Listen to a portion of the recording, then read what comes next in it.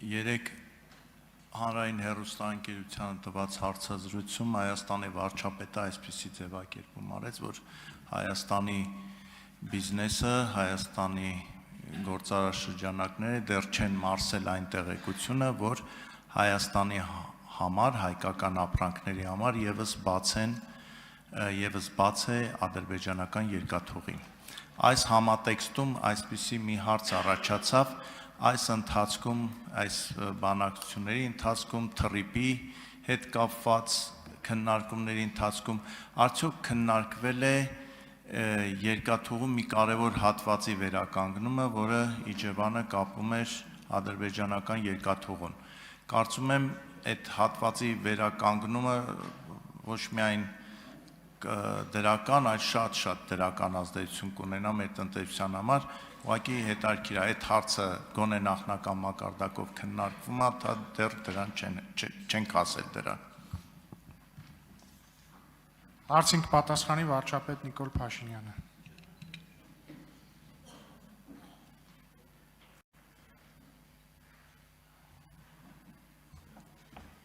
Շնորհակալ եմ, պարոն Նազարյան, հարցի համար։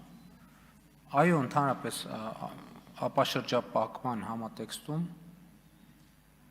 գործնականում այդպիսի ճանապարհ կամ երկաթուղի չկա, որի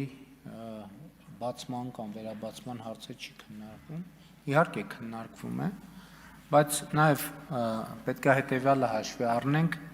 երկաթուղու ձեր նշած հատվածի մասին խոսելիս չպետք է մոռանանք, որ ցավոք արդեն 30 տարուց ավելի Հաղարծին գյուղի հատվածում սողանք կա, որը ըստ էության ընդհատել է երկաթուղին,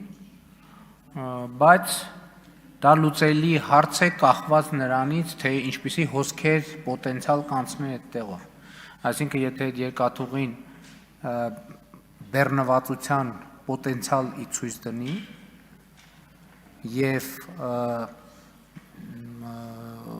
այսինքն շահութաբերության հեռանկար ունենա, դա կարող է տեղի ունենալ եւ իդեպ ուզում եմ ձեզ ասել, որ մեր հետազոտությունները ցույց են տալիս, որ Ադրբեջանից դեպի Թուրքիա ամենակարճ, ինչքան էլ տարօրինակ հնչի, ես էլ տենց առաջին հայացքից ինձ տարօրինակ թվաց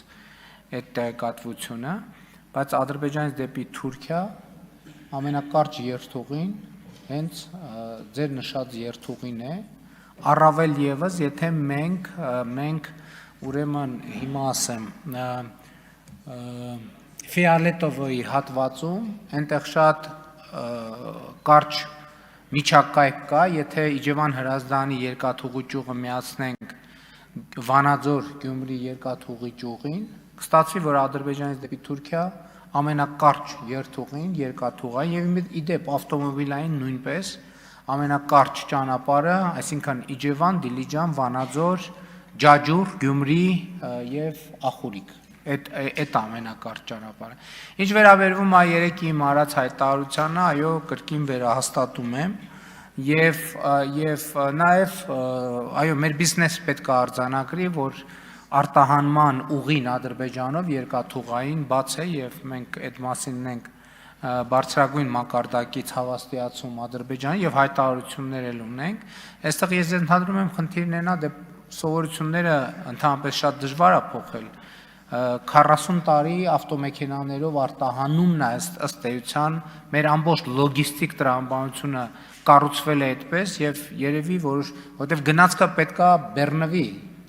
Այսինքն գնացքը չի ընդհանրում, մի վագոնով չենք կարող գնացք ունենալ։ Գնացքը ենթադրում է առնվազն մի որոշակի ծավալ եւ լոգիստիկ տրամաբանությունը մի քիչ պիտի վերադասավորվի եւ ես պաշտոնապես ասում եմ, որ ժամանակն է, որ դա տեղի ունենա։ Արձագանք։ Հարցը ես տվեցի նաեւ մտահոգություն ունենալու, որ հաշվի առնելով են հանգամանքը, որ բավական լուրջ սողանքների պատճառով երկաթուղի մի զգալի մասը շարքից դուրս է եկել, այդ հատվածը չդիտարկվի միջև ընդհանուր նորոգումը, բայց կարծում եմ, որ նույնիսկ միջև այդ հրազդանից մինչև Իջևան հատվածի նորոգումը, եթե նույնիսկ Իջևանում գործող երկաթուղագիծ լինի Իջևան կայարանով, որը կապի ադրբեջանական երբ, Հայաստանի տնտեսության մի մասը բեռների հոսքը կարող է բավական մեծ ծավալով ապահովի, միջև կառուցվի, որը մեծ ֆինանսավորում է պահանջում այդ վնասված հատվածները եւ որ ավելի քիչ ֆինանսավորում է պահանջում Ֆիոլետովայի հատվածում կապ հաստատվի Վանաձորի հատվածի հետ։ Պարոն Նազարյան, բոլոր հնարավոր սցենարները քննարկվել են եւ քննարկվում են։ Քննարկվում է սահմանից միջև Իջևան տարբերակը, քննարկվում է սահմանից միջև Ազատամուտ տարբերակը, քննարկվում է սահմանից միջև Կայանավան տարբերակը, այսինքն բոլոր հնարավոր տարբերակները քննարկվում են, այստեղ քննարկումների թեման կապված է տեխնիկական եւ տեխնիկատնտեսական նպատակահարմարությունների հետ եւ իհարկե քաղաքական գործընթացների հետ էլ կապ ունի, ինչքան ինստիտուցիոնալ դառնա խաղաղությունը, այնքան ավելի սցենարների զարգացումը ավելի հավանական կդառնա։